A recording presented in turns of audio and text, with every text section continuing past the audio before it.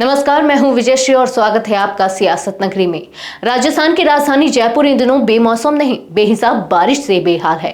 बीते एक हफ्ते से लगातार हो रही बारिश ने गर्मी से राहत तो दी, लेकिन राजधानी को गड्ढों और जल भराव के शहर में तब्दील कर दिया। बजाज नगर, मालवीय नगर, स्टैचू सर्किल, सी स्कीम, राजा पार्क जैसे पॉश इलाके कुछ ही मिनटों की बारिश में 2.5 फीट तक पानी में डूब जाते हैं। शहर की सड़कों पर गड्ढे, टूटे नाले और बदहाल ट्रैफिक साफ बता रहे हैं कि सरकार ने मानसून से पहले कोई तैयारी नहीं की।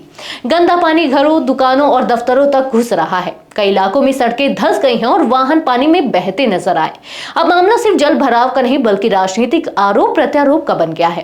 कांग्रेस के वरिष्ठ नेता और पूर्व कैबिनेट मंत्री प्रताप सिंह खाचरियावास ने सीधे सरकार पर हमला बोला है।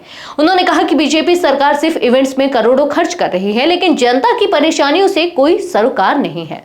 खाचरियावास बोले, जिस जनता ने वोटों की बारिश की थी वही अब सड़कों पर उतरने को तैयार है। उन्होंने साफ कहा कि राज्य सरकार 1.5 साल में फेल साबित हुई है। न नालों की सफाई हुई, न इंफ्रास्ट्रक्चर पर कोई काम। जयपुर जैसे वर्ल्ड क्लास शहर की हालत एक गांव से भी बदतर हो गई है। वहीं बीजेपी सरकार ने सारा ठीकरा कांग्रेस के सिर फोड़ दिया। कैबिनेट मंत्री जोरा राम कुमावत ने जल भराव को स्वाभाविक बताया और कहा कि बारिश होगी तो पानी तो भरेगा ही। उन्होंने कहा कि नालों की सफाई की जिम्मेदारी स्थानीय निकायों की है, सरकार इसमें सीधे हस्तक्षेप नहीं कर सकती।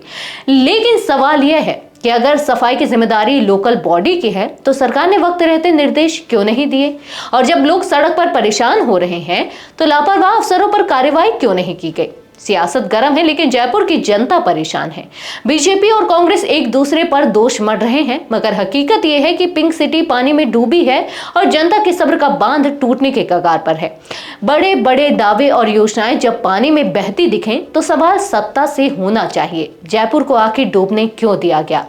आज के लिए बस इतना ही। अगर आपके इलाके में कोई राजनीतिक लापरवाही, भ्रष्टाचार या जनहित से जुड़ी समस्या है तो आप चुप मत रहिए, अपनी शिकायत हमें भेजिए। सियासत नगरी आपकी आवाज को मंच देगा और जवाबदेही तय करेगा, क्योंकि अब हर सवाल होगा सीधा सत्ता से।